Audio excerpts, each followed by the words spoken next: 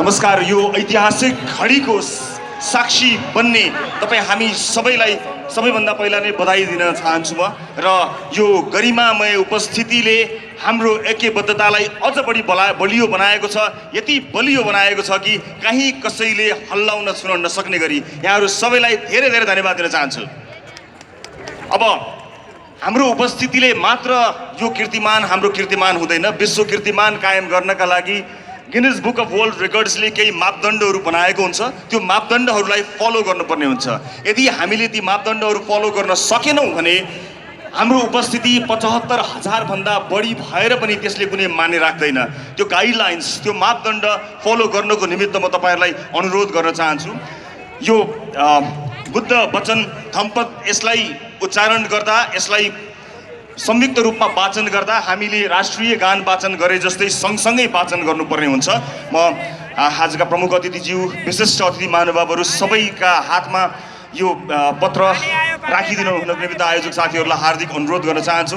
केही बेरमा हामी विश्वमा अर्को एउटा इतिहास रच्न गइरहेका छौँ, विश्व कीर्तिमान राख्न गइरहेका छौँ। यो कीर्तिमान नेपालका नाममा दर्ज हुनेछ र एकैपटक यति धेरै मानिसहरूले बुद्ध वचन वाचन गरेको संसारकै यो पहिलो रेकर्ड हुनेछ। हामी अफिसियली अमेजिङ हुनेवाला छौँ। अबको केही बेरपछि आउनुहोस्। अब जहाँसम्म लाग्दछ जति पनि साथीहरू उठिरहनु भएको छ, ब्लकमा बस्न जरुरी छ। केही समयलाई बसिदिनुको लागि अनुरोध गर्न चाहन्छु। बस्नुपर्छ, यसले एउटा मापदण्ड निकालेको छ। कृपया बसिदिनु होला। थाहा छ धुलो छ, अलिकति हिलो छ, घाम छ, गर्मी छ, तर आफ्नो देशको लागि, आफ्नो मुलुकको लागि, आफ्नो मुलुकको पहिचानको लागि र विश्वमा नेपाललाई कीर्तिमानी मुलुक बनाउनको लागि एकछिनको धुलोलाई स्वीकार गरेर यसरी बसिदिन म अनुरोध गर्न चाहन्छु। कृपया बसिदिनु होला आफ्नो ठाउँबाट, किनभने बसिएन भने यसले हाम्रो कीर्तिमान रहन सक्दैन। बसेरै वाचन गर्नुपर्ने देखिन्छ। कृपया एकछिनको लागि बसिदिनु हुन म विनम्र अनुरोध गर्न चाहन्छु।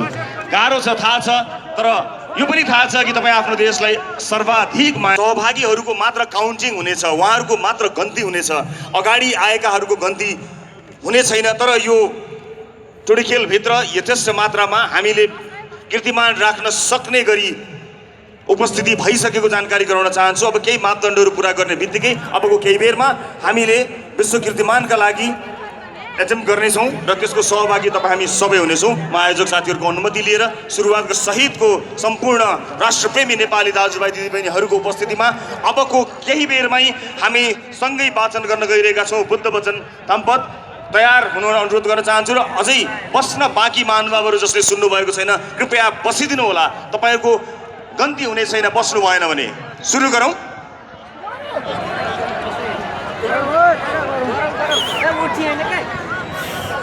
र बस्नका लागि 1 मिनेटको समय हामीले दिएका छौँ। यो 1 मिनेटभित्र बसिदिनु होला। अबको 1 मिनेटपछि हामी सुरुवात गर्न गइरहेका छौँ र प्रमुख अतिथि सम्माननीय प्रधानमन्त्रीज्यूको अनुमति र सम्पूर्ण विशिष्ट महानुभावहरूको अनुमति पनि लिन चाहन्छु।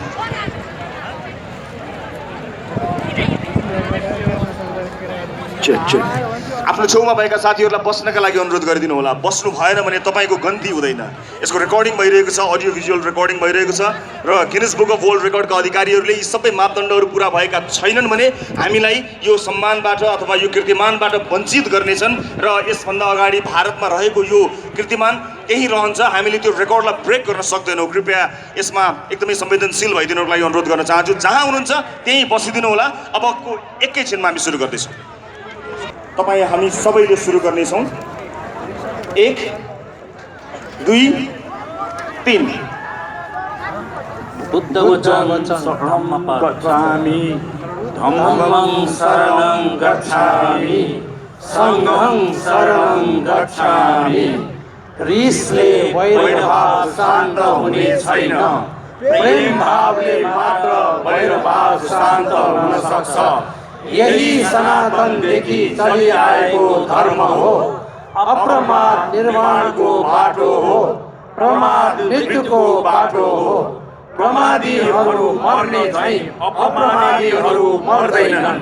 क्षण क्षणमा उत्पन्न हुने, रोक्न गाह्रो, जताततै दगुर्ने स्वेच्छाचारी चित्तलाई दमन गर्नु बेस हुन्छ। चित्त दमन गर्नाले सुख पाइन्छ। अर्काको दोष र अर्काले के गर्यो के गरेन भनी हेर्नुभन्दा आफ्नो दोष र आफूले के गरे के गरेन भनी हेर्नु नै बेस छ। जुन कामको फल भोग गर्दा पछुतो गर्नु पर्दैन, चित्त प्रसन्न रहन्छ, सज्जनले त्यसो काम गर्नुपर्दछ। आफ्नो दोष देखाइदिनेलाई गाडेको धन देखाइदिने मित्रहानी ठान्नुपर्छ। ज्ञानीहरू आफूलाई गाली गरेर सिकाउनेको सत्सङ्ग छोड्दैनन्। त्यस्ताको सत्सङ्ग गर्नाले आफ्नो उन्नति सिवाय हानि हुँदैन।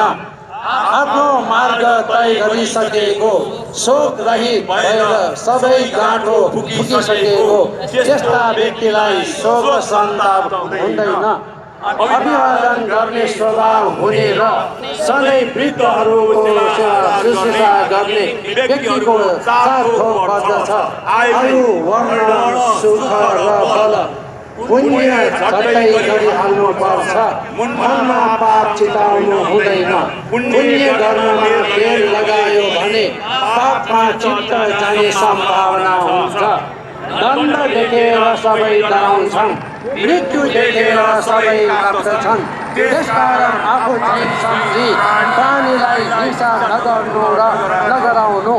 यौवन अवस्थामा धन नकमाएर ब्रह्मचर्य पालन नगरेर बस्ती व्यक्तिले माछा नभएको पोखरीमा ढुकेर रोज पन्छीले जीवन सित्तै थाले झैँ आफ्नो जीवन फेर फाल्नुपर्नेछ। आफू नै आफ्नो मालिक हो। आफ्नो मालिक अरूको हुन सक्ला। आफूलाई राम्रोसँग दमन गर्न सक्यो भने दुर्लभ स्वामित्व प्राप्त हुन्छ। सद्धर्मको आचरण गर। धार्मिक पुरुषहरू इहलोक परलोक दुवैमा सुखपूर्वक जीवन बिताउँछन्। बुद्धहरूको जन्म हुनु सुखदायक हो। सद्धर्मको उपदेश सुखदायक हो तथा एकता युक्तहरूको तपस्या पनि सुखदायक हो। विजयले वैरभाव उत्पन्न गराउँदछ। पराजित पुरुष दुःखपूर्वक सुत्छ। शान्त पुरुष जय र पराजयबाट सुखपूर्वक सुत्छ। प्रिय वस्तुले शोक उत्पन्न गर्दछ। प्रिय वस्तुले भय उत्पन्न गराउँदछ। प्रिय वस्तुबाट मुक्त हुनेलाई शोक हुँदैन, भय कहाँबाट आउँछ। क्रोधीलाई अक्रोधले जित्नु, नराम्रो गर्नेलाई राम्रो कामले जित्नु, कृपणीलाई दानले जित्नु र असत्यलाई सत्यले जित्नु। राग बराबरको आगो अर्को छैन। द्वेष बराबरको ग्रह अर्को छैन। मोह बराबरको जाल अर्को छैन र कृष्ण समानको नदी अर्को छैन। बिना विचारको यदि कसैले न्याय गर्न खोज्छ भने त्यो न्यायाधीश होइन। जुन पण्डितले साँचो र झुटो दुवैको निर्णय गरी विचारपूर्वक पक्षपात नराखी न्याय गर्छ, उसैलाई धर्म रक्षा गर्ने साँचीको न्यायाधीश भन्दछन्। काम त तिनीहरूले नै गर्नुपर्दछ। तथागतहरूले केवल मार्ग देखाइदिन्छन्। यस मार्गको आचरण गरी ज्ञानभ्यासी भएर मार्गको बन्धनबाट मुक्त हुन्छ। थोरै सुख त्याग गरेर धेरै सुख पाइने सम्भावना भयो भने बुद्धिमानले धेरै सुखको कारण थोरै सुखलाई त्याग गर्दछ। खराब काम नगर्नु नै बेस। खराब काम गर्दा पछुतो हुन्छ। राम्रो काम गर्नु नै बेस। जुन काम गर्दाले पछिताप हुँदैन। काम गर्ने बेलामा मित्रद्वारा सहायता पाउनु सुख हो। जे मिल्यो त्यसमा सन्तुष्ट हुनु पनि सुखै हो। मृत्युपछि पुण्य पाउनु सुख हो। सबै दुःखको क्षय नै ठुलो सुख हो। सबै दानलाई धर्मदानले जित्छ। सबै रसलाई धर्म रसले जित्छ। सबै रतिलाई धर्म रतिले जित्छ। तृष्णा क्षय भयो भने सबै दुःखलाई जित्छ। कुनै पाप नगर्नु, पुण्य सञ्चय गर्नु र आफ्नो चिन्तालाई शुद्ध गर्नु यही बुद्धहरूको शिक्षा हो। यो सँगसँगै अहिले भर्खरैसम्म सम्पन्न भएको यो वाचनलाई विश्व कीर्तिमानका लागि रेकर्ड गरिएको छ। सम्पूर्ण मापदण्डहरू आयोजकहरूका तर्फबाट पुरा भएको हामीले जिकिर गरेका छौँ। यद्यपि यसलाई जाँच्ने, यसलाई बुझ्ने र यसलाई प्रमाणित गरी सर्टिफिकेट प्रदान गर्ने काम केही समयमा नै हुनेछ। हामी त्यसको जानकारी सम्पूर्ण आदरणीय दर्शक महानुभावहरूलाई प्रदान गर्नेछौँ र जति पनि आजको यो समारोहमा, आजको यो विशिष्ट सभामा उपस्थित रहनुभएको छ, तपाईँहरू सबैले यसको सहभागिताका लागि प्रमाणपत्र पनि प्राप्त गर्न सक्नुहुनेछ र आफ्नो मुलुकलाई विश्वमा चिनाउनको निमित्त तपाईँले गर्नुभएको यो योगदान विश्व कीर्तिमान बनेर सधैँ रहिरहनेछ।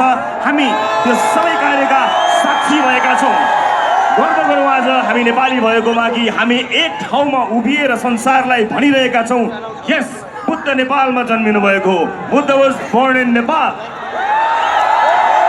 संसारका धेरै विद्यालयहरू, विश्वविद्यालयहरू, दस्तावेजहरू, पुस्तकहरू, पुस्तकालयहरूमा एक गलत सन्देश छापिएको छ जसले मानिसलाई भ्रममा पार्न सफल भएको छ। त्यो भ्रमलाई चिर्ने काममा आजको यो प्रयास कसै ढुङ्गो साबित हुनेछ भन्ने विश्वास लिँदै एकपटक जोडले भन्न चाहन्छु, Buddha was born in, Buddha was born in, Buddha was born in. Thank you. धेरै धेरै धन्यवाद दिन चाहन्छु र म कार्यक्रमलाई अगाडि बढाउनको निमित्त सुगारिका र सुशीललाई अगाडि बढाउन चाहन्छु। धेरै धेरै धन्यवाद। नमस्कार।